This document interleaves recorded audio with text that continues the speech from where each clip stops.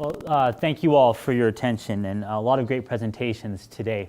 But I think someone else had a title of a talk called New Tricks for an Old Dog, and unfortunately that applies to the situation I'm going to present to you today. And so I'll start with the case presentation. And it really started in 2011 when a 49-year-old man with multiple medical problems received a kidney transplant. And he was actually well for the 17 months after that, until he started developing pain near the site of his kidney transplant, and his symptoms progressed, and he was eventually admitted to the hospital. And while in the hospital, he started then developing lower extremity weakness, altered mental status, and he unfortunately died 18 months after his transplant. So the CDC Rabies Program was contacted during the course of his illness to perform ante-mortem rabies diagnostics. And once we received the specimen, shortly after that, he had died. And so an autopsy was performed, and those specimens were submitted as well. And testing at the CDC confirmed the diagnosis of rabies in this man. And you've seen this slide before, but I want to emphasize that in the United States, there are a number of terrestrial reservoirs of the rabies virus. In particular, along the East Coast, you find the Raccoon Rabies virus variant. And every year in the United States, there are approximately 2 human rabies deaths. And during 2000 through 2010, like Jesse had mentioned, all but 2 of those domestically acquired cases were somehow associated with bats. One of those 2 exceptional cases occurred in 2003 and was due to the Raccoon Rabies virus variant. And that was the first ever report of a human rabies case from the Raccoon Rabies virus variant. And that's a somewhat paradoxical finding, because if you remember the data that others have shown today, there are actually more rabid raccoons reported every year in the United States compared with rabid bats. And so after we had diagnosed rabies in this man, the next question was how he had acquired infection. And he did not have any of the typical risk factors we would associate with rabies, such as exposure to potentially rabid animals, a history of international travel, or occupational risk factors. But he did have this history of transplantation. Now, rarely, rabies virus transmission can occur through transplantation. And there have been 2 reported clusters of rabies virus transmission through solid organ transplantation in 2004 and 2005. But in these clusters, all recipients of solid organs that were unvaccinated at the time of their transplants developed symptoms within 6 weeks of transplantation and then died. So that obviously, if we were to invoke transplantation as the source of this man's infection, there was obviously something very different about this, because there was that 17-month incubation period that we observed, because he was fine for 17 months after his transplant, as opposed to these other 2 prior clusters when all recipients developed symptoms within 6 weeks if they had not been vaccinated before. And I should also mention that this patient that I described was not vaccinated for rabies at the time of transplantation. So our objectives were basically twofold: to investigate whether transplantation was the source of his infection, and if we did confirm that that was the source of transmission, our next objective was to find other recipients of organs from that same donor and figure out what their status was. So we began our investigation basically by reviewing records from the donor and all recipients. So there were 4 recipients of organs from that same donor. All had been unvaccinated, including the patient that I already described. And we also conducted a number of interviews. And then a variety of laboratory tests were conducted as well. And this included testing of the patient I described, who I will now refer to as the deceased kidney recipient. So for that patient, we tested ante-mortem specimens as well as the autopsy specimens. Then on the other recipients, we tested any available biologic specimen that was submitted to us. Then there was also the donor. So the donor had unfortunately died in 2011. And actually, at the time of his death, shortly thereafter, an autopsy was performed, and a number of the specimens from that autopsy had been stored or archived. And so we tested those as well. And in terms of the tests we did, in the serum, we looked for rabies virus neutralizing antibodies and rabies virus specific binding antibodies. And we also tested the tissues by both immunohistochemical testing for rabies virus antigen. And then we extracted RNA from these tissues, amplified it, targeting the N gene, and then we sequenced it for phylogenetic analyses. So I'm going to move on to the results. So as I mentioned, the donor had died in September 2011, 4 recipients of his organs, and then the donor, after his death and after the organs had been procured and transplanted, had also had this autopsy basically performed concurrently. And on the autopsy report, the cause of death that was listed was complications from acute severe gastroenteritis. But when we started reviewing the chart from that donor, in retrospect, it seemed that the donor's clinical course in 2011 was actually consistent with rabies. And so this timeline will help display the sequence of events. And so when the donor started getting sick in 2011, 17 days passed from the onset of his symptoms until he died. His organs were procured within 3 days and transplanted into 4 recipients, including the left kidney recipient who I already described. And that patient was well for 17 months and then started developing symptoms of rabies and unfortunately died, and we made that diagnosis of rabies. So the question that, to answer that first objective and figure out whether transplantation was the source of transmission, we had to figure out whether or not the donor had actually died of rabies. And to do that, we found those archived autopsy specimens that had been in storage for 18 months. And we submitted them for review at CDC. And when examining the brain tissues, there was evidence of encephalitis. And by immunohistochemical testing, we found rabies virus antigen, thus confirming that the donor had unfortunately passed of rabies. So the next, at this point, we already had very strong epidemiologic evidence. Given the rarity of rabies in the United States in humans, we already had strong epidemiologic evidence that transplantation was the source of transmission. But like I mentioned before, in the prior clusters of rabies virus transmission through solid organ transplantation, recipients who were unvaccinated at the time of transplant developed symptoms within 6 weeks.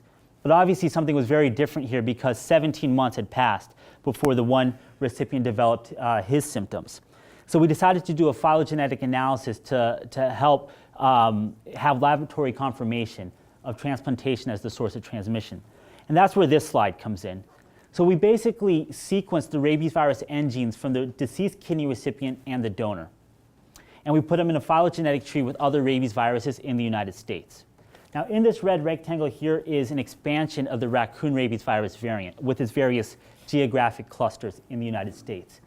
And in the purple rectangle is an expansion, a projection of one of those geographic clusters. And you find that the deceased kidney recipient and the donor match closer to each other than to any other rabies virus. And in fact, the N gene sequences were more than 99.9% similar between the two patients, thus confirming that transplantation was the source of transmission. So, one of the obvious questions that we wanted to then figure out was how had the donor become exposed? So during the course of this investigation, the family members of the donor very kindly agreed to be interviewed, and they reported that the donor was an avid hunter and a trapper, and he had sustained at least 2 raccoon bites during the course of those activities, 18 months and 7 months prior to the onset of his symptoms. But he had never sought medical care for these bites and hence never received post-exposure prophylaxis. So this is where we left off on the timeline, and the next objective of ours was to figure out what was happening with the other recipients. And these things were all happening simultaneously, and Dr. Gobble was a huge help with this. I mean, she led the investigation for the Georgia Department of Health. And so there were 3 other recipients that were actually all alive and well at the time of our investigation, fortunately. And so we immediately recommended post-exposure prophylaxis for all 3. They all received it, responded adequately, and to date, all 3 remain alive and well. So this is a table that provides some more of the laboratory data. And so after we started this investigation and these 3 recipients that I just told you about were contacted, before they received their post-exposure prophylaxis, we drew a serum. And we wanted to check whether or not they had any evidence of rabies virus exposure. And like I mentioned before, none of these recipients had received prior pre-exposure prophylaxis or any type of rabies vaccination. And when we tested their serum, and this was 18 months after their transplant date, none of them had evidence of rabies virus specific binding antibodies or rabies virus neutralizing antibodies. And this was 18 months after their transplant. So this next table provides a little bit more data, and it looks at the question of whether there was evidence of infection within the transplanted organs. Okay, and I'm going to start with the deceased kidney recipient. So after this patient had died of rabies, an autopsy was performed, and we looked at that transplanted kidney. And within that transplanted kidney, we found no evidence of rabies virus nucleic acid or rabies virus antigen.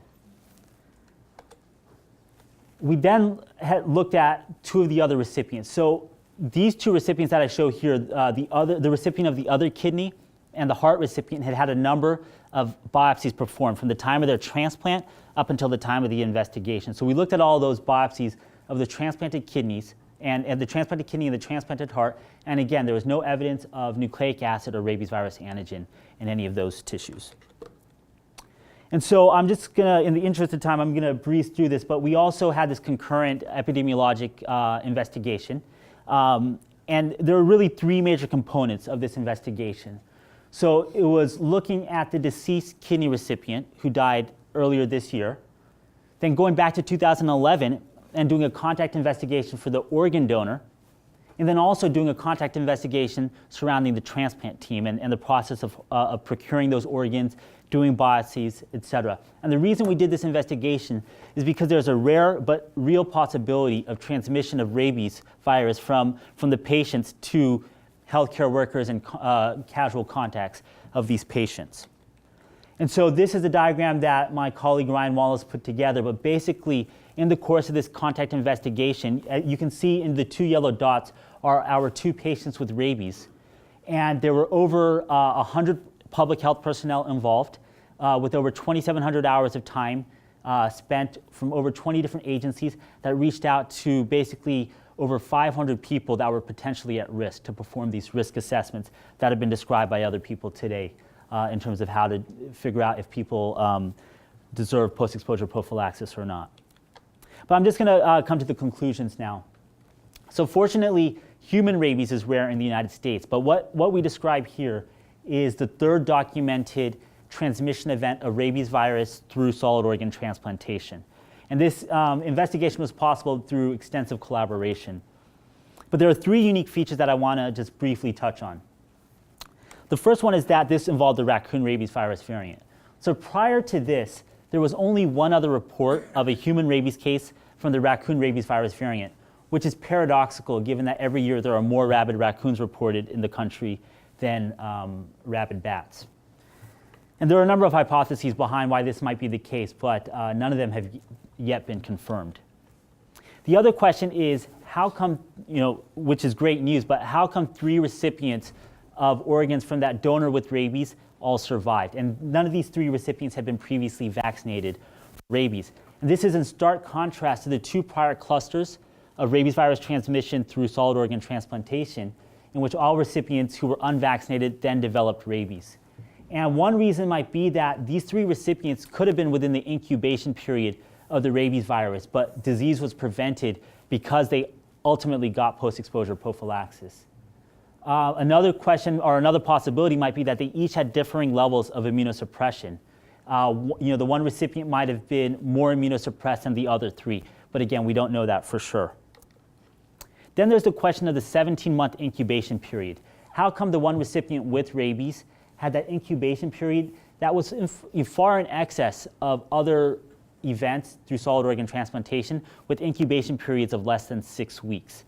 And it raises the question that maybe the deceased kidney recipient was only exposed to a low dose of virus. And we know that in many instances, the incubation period is inversely related to the dose of rabies virus at exposure. Alternatively, perhaps it has something to do with the natural history of the raccoon rabies virus variant in the human host compared with other rabies virus variants in the human host. Take-home points then is to recognize when to administer post-exposure prophylaxis and getting people into care and making them realize that there are certain exposures for which they need to seek help from a healthcare provider. Rabies should be in the differential diagnosis of acute progressive encephalitis that are unexplained, and that the clinical manifestations of rabies can be highly variable. And so it's important to really gather that collateral information through thorough history taking. A lot of people I'd like to thank, Susan and Julie for the opportunity to be here today, and also Dr. Gobble for her assistance with this investigation. Jesse was my supervisor through all of it. And there were so many agencies involved in this. I mean, as you can imagine, it's such a large scope of an investigation. So thank you to all of our collaborators.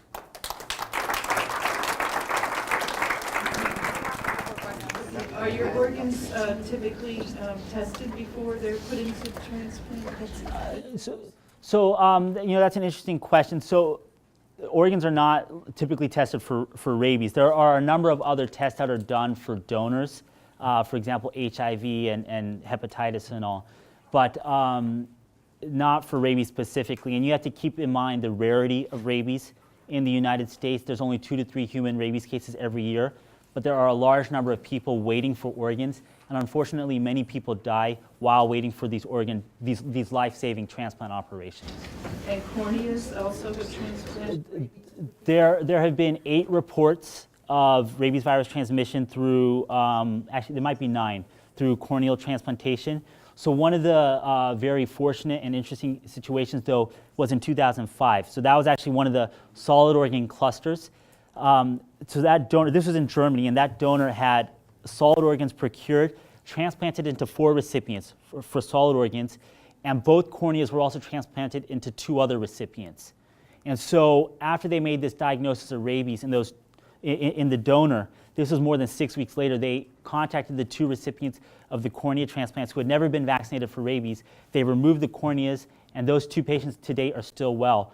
But also keep in mind that those corneas in that situation had been in a storage solution for 4 to 5 days. So virus might have been inactivated, we just don't know. I'm just wondering, do you think that there ever might be a recommendation for pre-exposure vaccination of potential organ recipients? I mean, I know it's a rare occurrence, but... Right. It's one of the interesting questions, and our colleagues in this investigation, CDC Boost, that's the blood office, blood organ and other tissue safety office at CDC, they are looking into these types of questions further. So it's slightly out of my realm of expertise. But in practicality, though, one of the concerns that you and Jesse and Dr. Drenzek was raising is about in pre-exposure prophylaxis, when we give it, we have to weigh the risks and benefits. And there's also the question of many of these recipients on these waiting lists are immunocompromised because of their hepatic disease or their kidney disease. And it raises questions of whether or not they're really going to even respond to the pre-exposure prophylaxis, and we might be putting people at risk for adverse events from these vaccines for a very low risk of acquiring disease. So it's a very fascinating question about transplantation from donors who might have encephalitis, informed consent for recipients of those organs, and your question raises a lot of these questions that we need to start thinking about. Now, when you test the donor, what tissue do you test? The brain of it? For the donor, yeah, we looked at actually, there were a number of different tissue specimens that were archived in that situation. For the donor, we tested the brain tissue, and there was evidence of antigen in there. We also tested, I think it was liver and like the GI tract. We found evidence of rabies virus antigen within the ganglia in the GI tract, but not in some of the other organs we looked at as well from that donor. So it seems mouse local is extremely low. I'm not sure if I fully agree with that. I would say that donor did have evidence of dissemination of virus through the body because we did find it in colonic ganglia. And so there was definitely evidence that it had spread through the body. Now, why we didn't see, once we went back to the 4 recipients and looked at their transplanted organs and why we didn't see evidence of virus in those transplanted organs, including the one recipient who had rabies, goes back to a question that you raised. Where does the virus reside during these long incubation periods? And that's something we don't know for this one recipient who did develop rabies. How did that virus disseminate and ultimately cause infection is a question that we don't know and deserves further investigation. I don't know what the rules are here, but what is the screening for the donors? I mean, instead of using pre-exposure prophylaxis for potential recipients, would it be more useful to include, perhaps in the screening of your donors, certain pastimes which will clue you as to whether you need to do more tests on the donor before using those organs? And it's an important point that you raise. So in the particular situation here, the donor had been assessed for particularly that question. And the question that the donor was asked, or the family members of the donor, was whether there was any exposure to potentially rabid animals 6 months prior to the onset of his illness, it was basically along the lines of that. And the family answered it accurately to the extent of their observations, because we have no evidence that he was having any of these interactions with potentially rabid animals from 6 months prior to the onset of his symptoms up until his illness developed.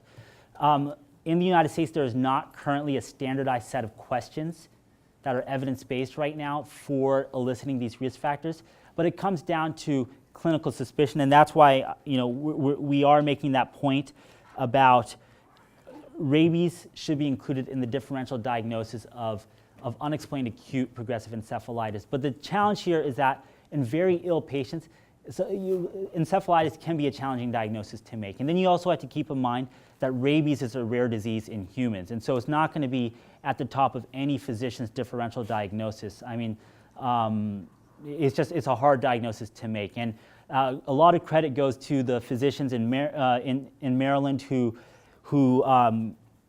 managed the deceased kidney recipient for even thinking of rabies in that setting. And it's I have to say that there are a lot of challenges, and part of it comes down to the history and eliciting those risk factors. Any more questions? Well, a big round of applause to all of our speakers. Thank you very much.